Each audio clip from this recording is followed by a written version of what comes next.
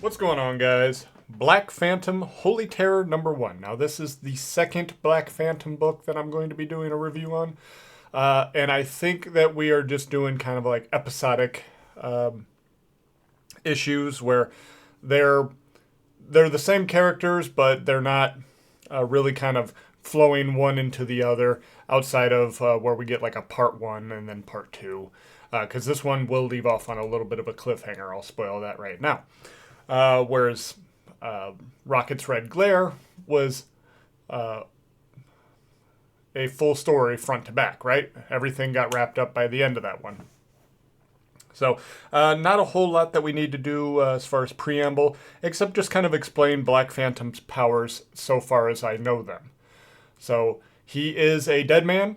He has basically a bunch of worms living inside of him.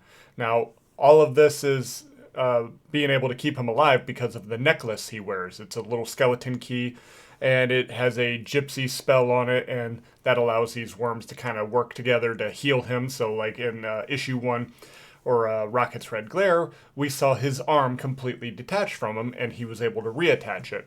And it also allows him to take the identity of somebody who is dead. So we saw that German soldier get his head removed, and he was able to assume the identity and go into the castle that way.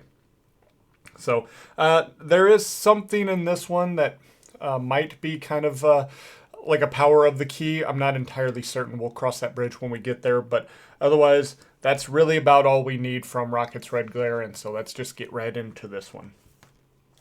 So this is written and drawn by Chad Townsend. And so we are somewhere over Europe in a plane, and we are getting an introduction to two characters. We have Geronimo and Gremlin, or as he is sometimes called, Grem. Now, Geronimo, he is not exactly thrilled about the idea of being of doing some skydiving. And so Gremlin decides that he's going to go ahead and help him in his fear and just pushes his ass right out the plane, where they all skydive down to this church-looking building over here, where they meet up with Colonel Hayward. And Hayward says, hey, by the way, there is a relic inside down in the dungeon of this place, but it seems to be guarded by some squid-like creature. Now, Geronimo, he's like, oh, I don't know, guys. And Black Phantom is like, okay, let's just go chop him up and be on with it. And so they get in there, and Geronimo, he pussies out, and he's like, I'll stay over here, guys. And Black Phantom's like, fine, come on, Gremlin, let's go. And so there is a little bit of a continuity error here. We see the holster on his right side, then it switches over to the left, back over to the right side. Same with the blade.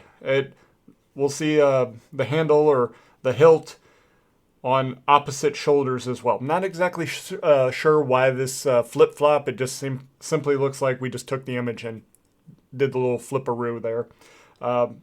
It's a nitpick. It's not really affecting anything. It just kind of stood out to me as a little bizarre. So they search the dungeon, and they find the Spear of Destiny. Now, notice the lack of tentacle monster. Well, that all changes as soon as Phantom touches the spear, and then he is immediately bombarded with shit tons of tentacles, and then we get a good look at our monster here. And so, Black Phantom and Gremlin, they're both fighting the hell out of this thing, and neither one faring too good. But then this spear kind of talks to Phantom, and he's just like, this thing's making me feel a little stabby, and he just starts stabbing the absolute shit out of this thing. Stab, stab, stab, down, down, down. And then Hayward comes in and is like, well done. I'm going to go ahead and need that spear. And Phantom, he's just like, hey, whoa, dude, I think we ought to pump the brakes on this. Perhaps we should lock it up somewhere, kind of keep it secure, or even destroy it. That might even be better. This thing seems to have a mind of its own, and I think it'll do a lot of damage in the hands of someone with evil intent. And Hayward's like, you know what? That's not really your call. You're a soldier. Do your damn job. And so Phantom reluctantly hands over the spear, which Hayward then takes over the general, and the general's like, I'm an evil man now. And this just irritates Phantom to no end. And I will say, I do blame Phantom on this one quite a bit.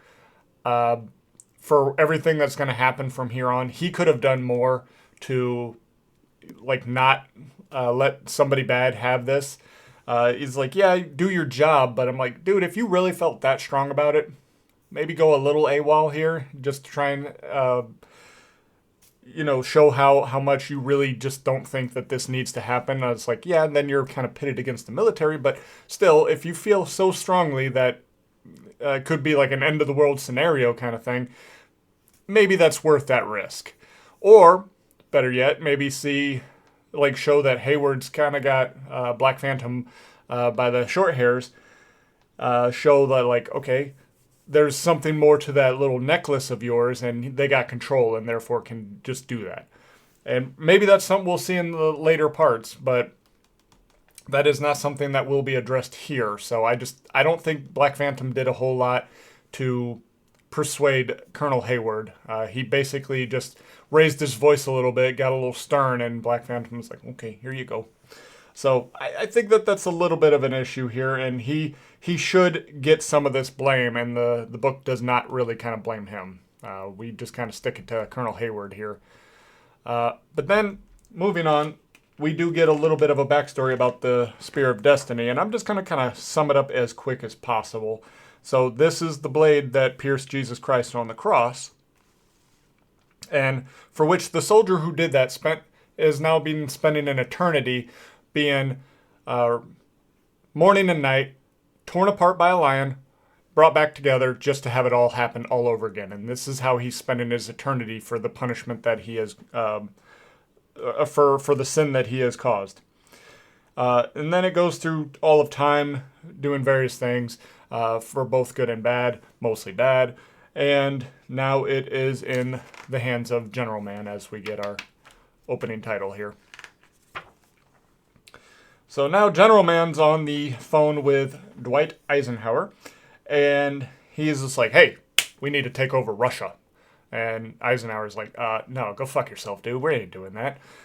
And General Man's like, no, we're going to do it, and I got plenty of men to do it with me. And Dwight's like, okay, you know what? You're fired. You're fired. And General Man's like, you know what? Fuck you. I'm still going to Russia. And so now Hayward's got his new assignment. We gotta go after General Man before he causes all sorts of chaos. And Phantom, he gives them the told you so kind of spiel, but it's like, again, he should be taking some of this blame. Hayward tells him to shut up and just get ready for the mission. So they're like, all right, fine. And so Phantom, Geronimo, and Grim all head out in this Jeep. And they are starting to catch up to the convoy a little bit. We see them back here, this little speck of a dot that my camera's probably not picking up. And here's all the tanks. These are the bad men. And so we're making our way there, and wouldn't you know it, the Jeep fucking shits out on them. So then Geronimo is staying behind, and the other two take off. And we see like all this, I'm not sure if these are landmines or if the tanks were firing at them, because they're coming up from behind the tanks. None of the barrels are pointed backwards, so maybe these are just like landmines or something. But I have no idea. I'm not getting any idea as to what's going on here. Also, I'm not entirely certain if Black Phantom's got some speed here, because I did look up just kind of quick glossary check on these Sherman tanks that they used during World War II. It looks like they topped out at about 26 miles an hour. I'm like, yeah, feasible for somebody to run at that speed. I don't know if that means he's got some sort of super speed on him at all. I'm not saying like Flash levels or anything like that, but maybe something more like Captain America, where he's like just super powerful, not to the point where he can like slow time down and stuff like that, but at least be able to catch up to a couple tanks. And one thing I wanted to mention, as far as a potential power for this key of his, it seems to vibrate. Now, he makes mention that it's because of the power of the spear, so it might just be because of this ancient relic. Not entirely certain, so we're just going to kind of make a note of this, that it kind of buzzes. because of that.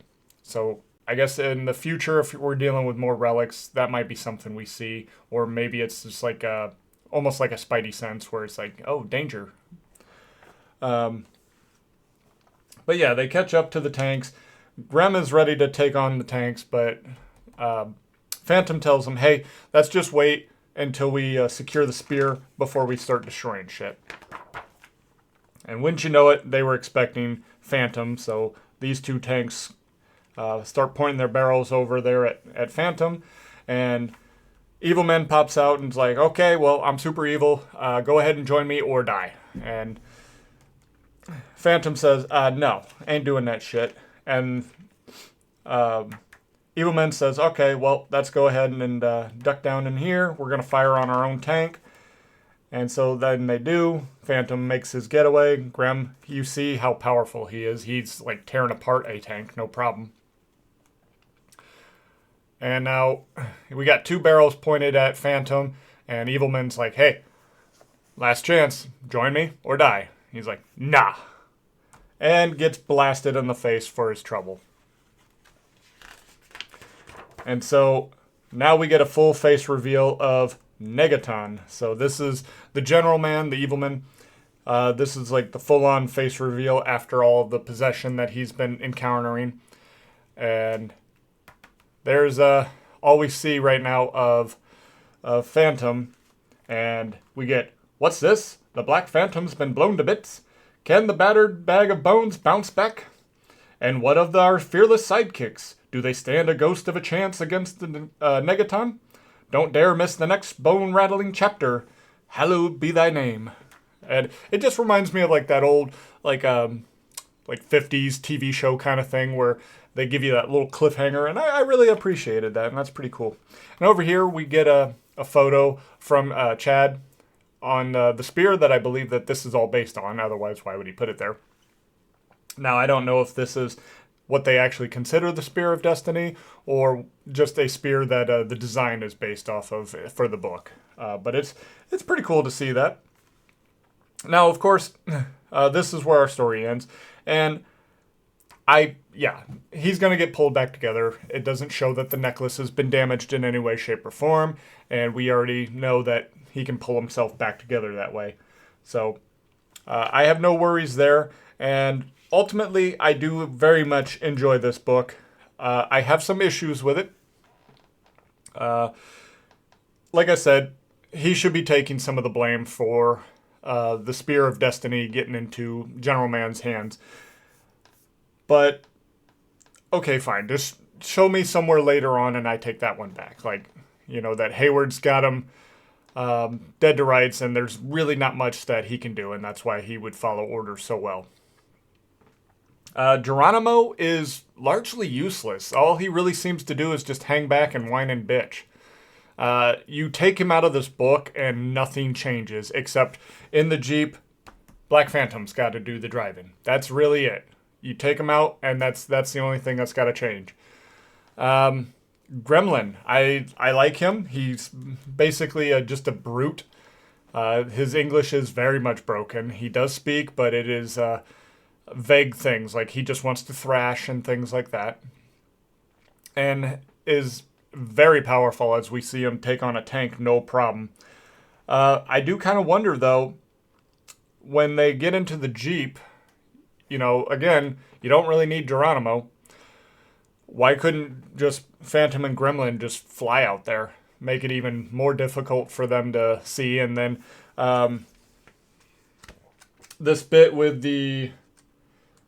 I'm not sure if it was a minefield or the tanks firing on them. Either way, I think that this would be a more difficult thing for them to have happen to them, right? All these blasts and stuff. So if it's a minefield, obviously they're missing because they're in the air.